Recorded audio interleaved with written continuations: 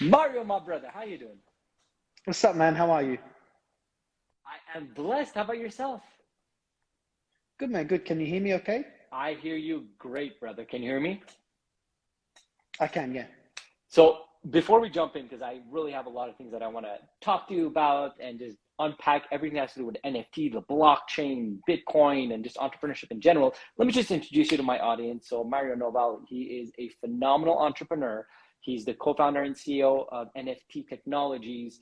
And what I see and what my people around me has been saying is that you've been kicking ass, taking some names, and chewing some bubble gums in the world of NFT. So really excited to unpack that. And for your audience that doesn't know me, my name is Christopher Dedeyan, and I am a professional speaker and a peak performance business and life coach. So Mario, first and foremost, brother, how are you doing today? Yeah, good, man. Good. Thanks for having me. No problem. Just remind me, where are you at around the world right now? I'm in Dubai now. I established myself here a few months ago, but before that I was in Australia 7 years ago, and for 7 years I've been a nomad. So I haven't had a home till about 3 months ago here in Dubai. Congratulations. And if you permit, why did you decide to go and kind of settle down in Dubai? Um, Tax purposes was the initial reason. So I had an e-com business I started in 2012, I think it is. I think it's 2012. And then we set up a tax structure in 2015 with Dubai as the headquarters. And then luckily, Dubai is also a crypto hub. So Dubai and Miami are both crypto hubs in Singapore and stuff. So it just made it a perfect location Yeah, that makes to settle sense. down. That makes sense. And let's just jump into it because I know that a lot of my audience and me as well has heard of NFT. It's becoming more and more prevalent. It's becoming more and more on mainstream media and talked about, but there's still a lot of people that don't necessarily understand what that is. So can you unpack that a bit more of what is NFT? Obviously, it's non-fungible token, but can you give us a bit of background of what that is and what is the value of having NFTs, utilizing the NFTs as an individual? Yeah, sure. So most people don't understand, including people in the space, they don't understand what NFTs are. They look at NFTs as essentially digital art and digital collectibles. In their mind, that's it. But NFT is a technology that is way beyond collectibles and art. So essentially what NFTs represent is digital ownership on the web.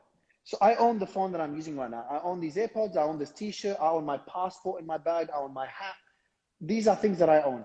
Anywhere I go, so I'm going to Australia in in 5 days for my brother's wedding. Then I'm going to Turkey. Then I'm going to Dubai. Then Turkey. Then Europe. In every country, I'll have the things that I own. They'll be my stuff. Okay. Everyone would know they're my stuff because they're within within my house, in my pocket, in my bag, in my wallet. The concept of ownership is a pillar of our society today. But on the web, this actually isn't possible. Until 2018, the concept of ownership didn't exist. So the only way you can own something on the web is if a third party said you own XYZ. So that means YouTube saying you own that video, Instagram saying you own that photo, a bank, a financial institution saying you own that money, the numbers on the screen. So there's always a third party that controlled it. And that was very limiting. Imagine if there was third parties controlling the concept of ownership in the physical world. If you have to go to the Amazon, there's a third party always with you saying you own these underwear. It doesn't exist. So in 2018, the concept of NFTs emerged with the first mainstream NFT was CryptoPunks. So that was in 2018. And that opened up the world to a completely new paradigm in which you can own things on the web without a third party, without an intermediary saying you own it. So that essentially is the definition of NFTs. And when you include the metaverse into it, which is all the hype right now, that's when it gets really exciting. But I won't go too deep into it. Okay, so before diving into that, now when you're talking about ownership, that third party in itself, essentially the reason why you could own it and with the blockchain, and please correct me if I'm wrong here with what the blockchain is essentially every single computer online or linked up with it is able to see that, hey, Mario is the owner of this particular piece online, and then everybody confirms it. A bit like when you put $1 in the bank tells you, okay, this bank dollar of yours in your account is owned by you. It's validated by the bank and it's seen. So blockchain essentially is every single computer on the web is able to look at and see that Mario owns this NFT. Is that correct when you're talking about that's taking out that third party and it's the Yeah, computers doing that? exactly. So the blockchain is essentially a technology that is completely decentralized. There's no ownership, and it's very transparent. So you can actually verify who owns what in a very easy, simple, interoperable way anywhere in the world by any entity. So that means if I go to a new country, my money's in my wallet on the blockchain. No financial institution, controls it. So if you're in Ukraine right now, there's no banks that can freeze your money. Or if you're in Venezuela or Lebanon, that money is yours on the blockchain. But that goes to ownership of physical assets like your identity or your medical records or other in-game assets or even financial instruments, real estate. The any unique asset, owning a unique asset is not possible on the web without any third party being in the middle. Okay, that makes sense. Now, here's another question that I have for you. Is NFT necessary in our society? And if so, why? Because what is the point of owning? No, of course not. Because that's the thing. What is the point of owning something online when everybody could see it? What value does it really bring to say it's yours? Right? Like you said, anything like explain it. Go for it. Yeah, so it does bring a lot of value, but it's not necessary. So necessary for me is a very, is a term like, some people might call it necessary because it does bring initially a lot more equality. But, actually, I'll rephrase it. It's not necessary for me. It's probably not necessary for you, but it's completely necessary. I saw someone join earlier. Her name is Nastya. She's in Ukraine. She's the sister of my dancing partner. She was stuck in Ukraine during the war. She just got out today. I know her personally. She was here with me in Dubai. We were finding a way to send her money, and the only way to send her money was through crypto. Anything she owned that financial institutions in Ukraine said that she owns them. Those institutions many of them are no longer operating, or they've got a lot of restrictions. In Russia, there's a lot of sanctions on Russia. I'm not going to take any political sides. I'm just stating facts. A lot of people that have their wealth in Russia or outside of Russia, and they're Russian, but let's say they oppose the war just because of the decision that their government took, their assets in those other countries are being seized. So for those people in Lebanon, where the banks completely froze, all the financial institutions froze the monies in there, Venezuela, etc., owning your own assets in a country like Africa, we can't own that. Some people don't even have an identity. Countries like India and Africa, for them, it's necessary. For me and you, we live in an advanced economy. It's not necessary for us at the moment. But once our financial institutions break down, it does become necessary if they do break down. Now, the other question you said is, do they bring value? Absolutely. Efficiency is one. I was on a panel a few hours ago, about 14 hours ago. I was on a panel in El Salvador digitally, and we're talking about the benefits of blockchain for governments, governmental institutions. Transparency is key. Corruption there's a plethora of corruption right now. Transparency, efficiency. Let's say you have your car, okay? You own your car. Let's say you take your car to another country. You have to go and register your car in that country. So people, they have it in their records that this is your car. If let's say you move from Estonia to South Africa, you'll have to register in South Africa that this is your car. You'll have to register that any other valuable assets, let's say you bring a yacht, just for the sake of argument, you have to register as there. If it's on the blockchain, there's nothing you need to register because the blockchain there's one blockchain that can be seen by anyone around the world. Now, this is where it brings value. There's many other examples, but for who it brings the most value to are gamers. They're the early adopters of the NFT, the non-fungible token technology. In a game, when you own your assets, let's say that game, and some people spend their life on a game. Let's say that game closes down, that game shuts down. All your assets are gone. Everything you've built is just gone. It disappears with the game because they decide what you own and what you don't own. Okay. With blockchain now, you can actually move those assets to a new game. So if one game shuts down, you can move those guns, that spaceship, whatever assets you built, you can move them to a completely new game where they would be interoperable. Okay. So you can use those assets in that game. So when we're talking about obviously the blockchain, because I definitely understand the value within that, because what's happening essentially is it's changing fiat currency and putting it into digital currency, which is the reality of what we're going towards, right? So once that shift is happening in that regards, and we're seeing usage, like you gave the example of the person that's in Ukraine, and you were able to send money through the blockchain, and she was able to utilize it, and so on and so forth. That makes perfect sense, because I do believe that that's where we're going through in that regards. Now, when it comes to the NFT world, that is just like you said, kind of something that's fun. But the NFT, when you buy something, there is a Bitcoin, or sorry if I'm using the wrong verbiage here, but there is a tangible token behind it that is equivalent to dollars. Is that correct? It's just that in front of those dollars, there is a animated picture or art. It depends. So NFT is the concept of digital ownership. You can own something worthless. Maybe it means something to you. Okay, so I'm gonna put this cable in my pocket. Okay, it's in my house right now. I own this cable. It's almost worthless. I have this bottle of water. It's almost empty. I own it, but it's worthless. So owning something doesn't mean it has value. But now, if I own something that's, let's say I own my identity.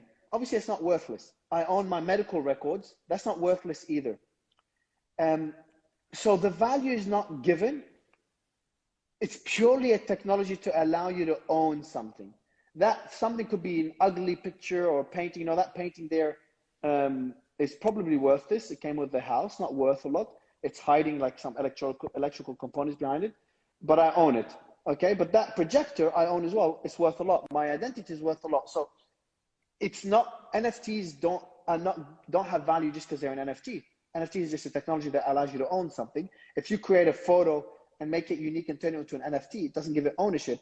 But other photos could have ownership. Let's say it's by a very famous artist, or let's say that photo gives you access to an incredible community, or let's say it has some historical significance. If this bottle of water was the first bottle ever made in the world, or the first plastic bottle ever made, it probably has value in some museum because it has a story behind it. This is the first bottle ever made.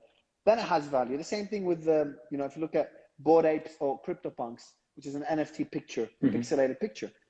CryptoPunks were one of the first mainstream NFT. So historically, being the first digital asset that has value. Given value. But if I create a copycat of CryptoPunks that looks very similar, it doesn't give it immediate value because, hey, I just created it. There's no value. It's just an ugly picture. What value does it have? It doesn't have that same story. So let's kind of shift the conversation from the NFT world to the entrepreneur and business world. And I know that you have several businesses around the world and so on and so forth. And what I want to kind of ask you in that regards is, why did you decide to more put your energy towards NFT and not continue developing your current businesses? And what are some of your current businesses? Is it because you saw an opportunity with NFT and it was kind of like something quick? Do you believe that the NFT world will be always there? And once again, what are some of the other businesses that you run, you own, and so on?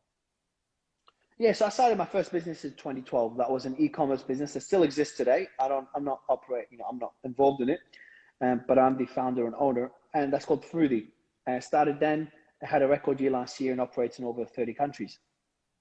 I got into crypto in 2017, late 2017, launched IBC, which is now an incubator and accelerator, and then became a partner in International Blockchain Legal. Now, I got involved in the NFT space thanks to my other two co-founders. So now I'm the co-founder and CEO of NFT Tech. That's where all my focus is. So if anyone that's interested, it's NFT Tech, tech.com. And essentially, you look at it as a portfolio and IP company giving people access to the NFT space. So we're looking at going public on the stock market with the ticker symbol NFT.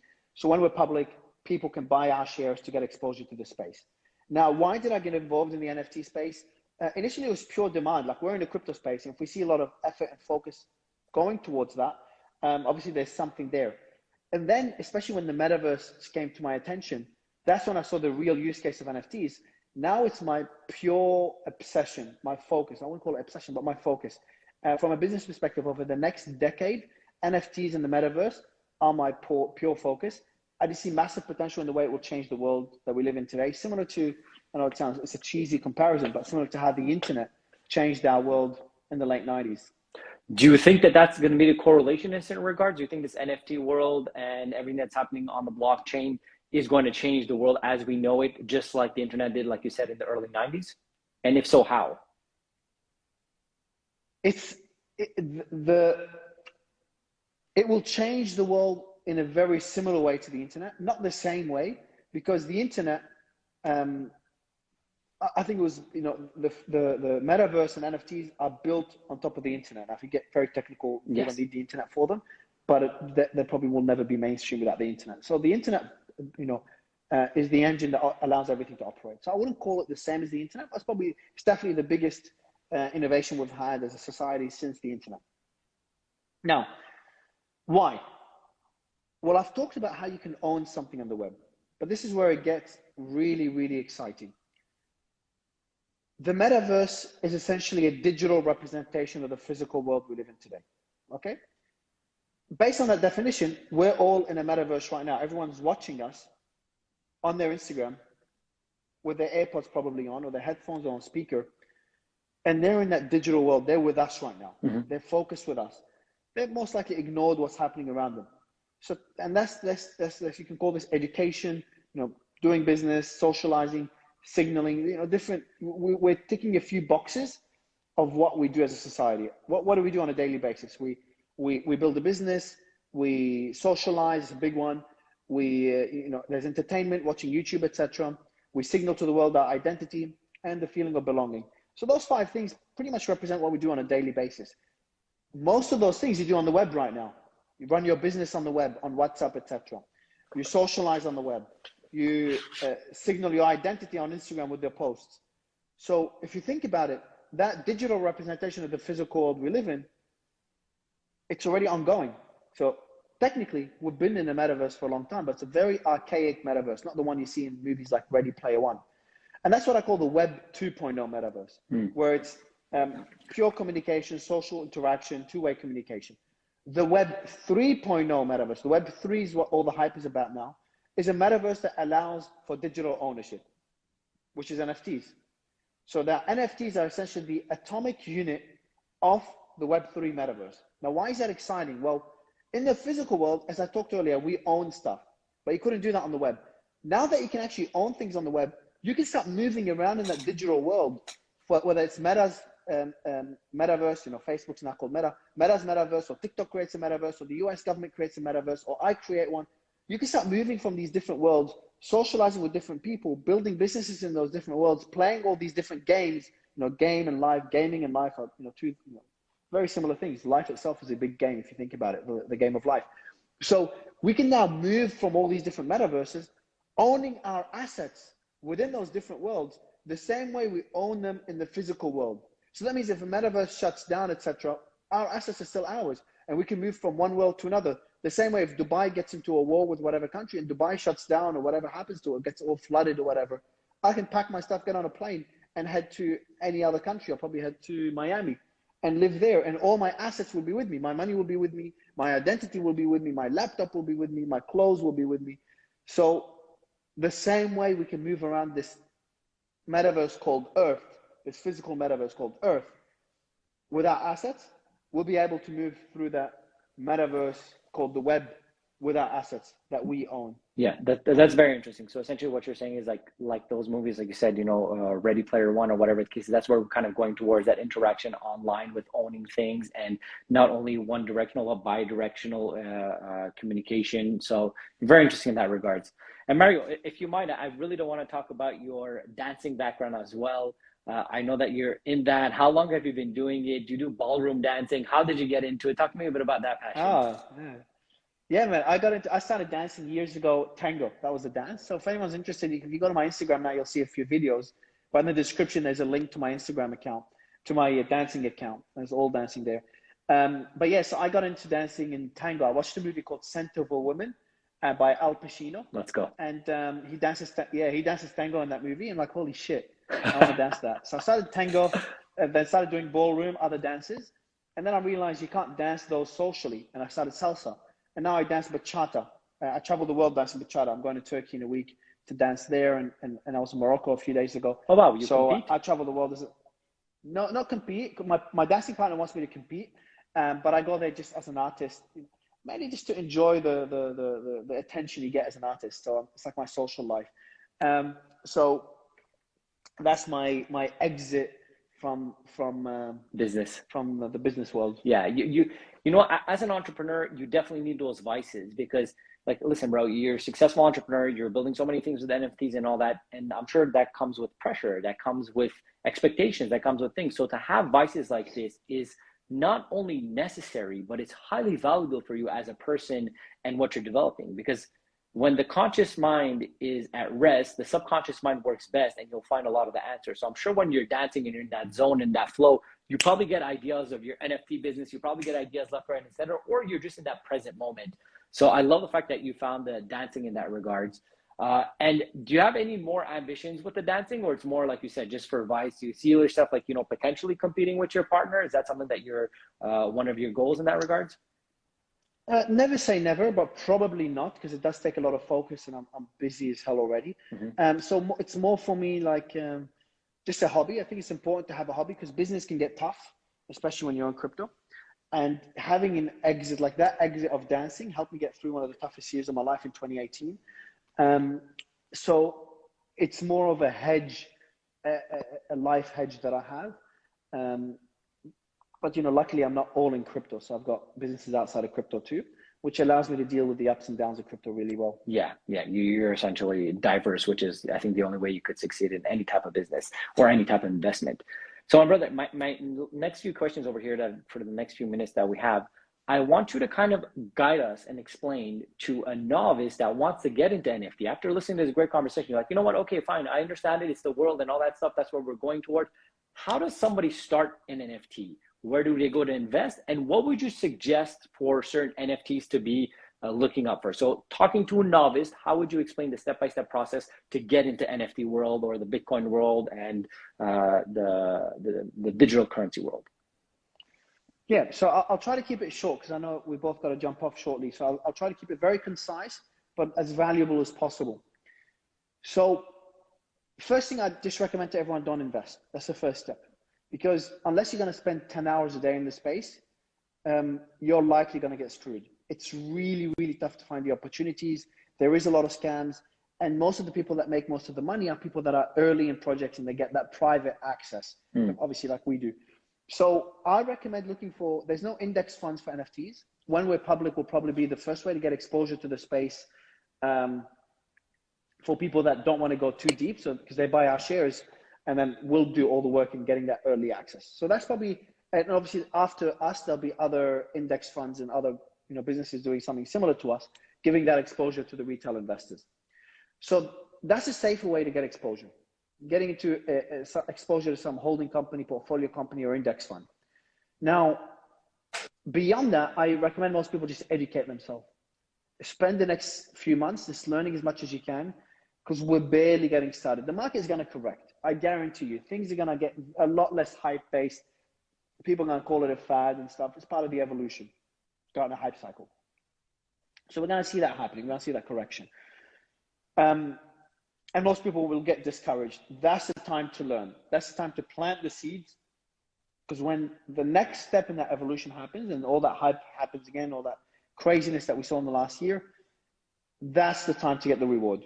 So aim long-term, educate yourself, and then over time you can start getting exposure.